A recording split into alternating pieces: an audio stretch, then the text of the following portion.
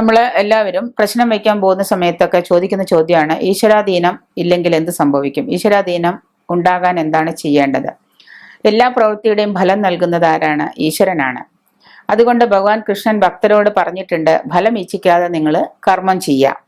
അപ്പൊ നമുക്ക് ഈശ്വരാനുഗ്രഹം കിട്ടുന്നുണ്ടോ എന്ന് വിചാരിച്ചിട്ട് നമുക്ക് ഈശ്വരനെ പ്രാർത്ഥിക്കാനോ പൂജിക്കാനോ പറ്റില്ല. അപ്പം ഈശ്വരനോടാണ് നമ്മൾ എന്ത് ചെയ്യേണ്ടത്? ഫലം ചോദിക്കേണ്ടത്. അപ്പൊ നമ്മൾ എന്ത് ചെയ്യണം? ഈ അനുഗ്രഹത്തിന് വേണ്ടി കർമ്മം ചെയ്യണം. അങ്ങനെ ആവുമ്പോൾ ഈശ്വര ചിന്തയില്ലാതെ, ഈശ്വരാർപ്പണം നടത്താതെ എന്താണ്, തൻ്റെ ജന്മം പുണ്യമാണെന്ന് കരുതി ഈശ്വര ചിന്തയോടെ വേണം നമ്മൾ എന്ത് ചെയ്യാൻ? കർമ്മം ചെയ്യാൻ. അങ്ങനെ ചെയ്യുമ്പോൾ ഈ ജന്മമായെന്ന ജന്മസാഗരത്തിൽ നിന്ന് കരകയറാൻ നമുക്ക് എന്താണ്? ഈശ്വരാനുഗ്രഹം നമുക്ക് കിട്ടും. ഈ ഈശ്വരപാദം തേടാതെ അഹങ്കരിച്ച് കഴിയുന്നവർക്ക് ഒരിക്കലും എന്താണ്? ഈശ്വരാനുഗ്രഹം ഉണ്ടാവില്ല. അപ്പം നമ്മൾ ഈശ്വരൻ എന്താണ്, നമ്മൾ എന്താണ്, നമ്മുടെ ആത്മാവ് എന്താണെന്ന് ചിന്തിച്ചിട്ട് നമ്മൾ പ്രവർത്തിക്കുമ്പോൾ നമുക്ക് എന്താണ്? ഈശ്വരാനുഗ്രഹം കിട്ടും. അപ്പൊ നമ്മൾ പ്രശ്നം വെച്ച് നോക്കുമ്പോഴോ മറ്റെന്തെങ്കിലും പ്രവൃത്തി ചെയ്യുമ്പോഴോ ഈശ്വരാനുഗ്രഹം ഉണ്ടോ എന്ന് നോക്കണമെങ്കിൽ നമുക്ക് സ്വയം എന്തുണ്ടായിരിക്കണം? ഈശ്വരാനുഗ്രഹം ഉണ്ടെന്ന ബോധ്യം ഉണ്ടാവണം.